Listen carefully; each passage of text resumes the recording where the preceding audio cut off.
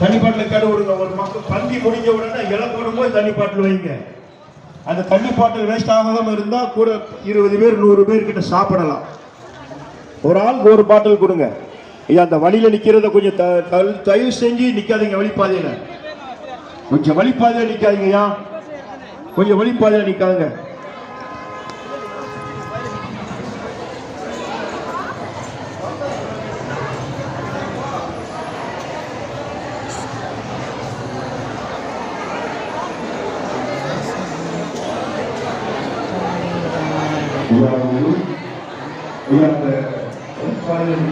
கொஞ்சம் கை செய்து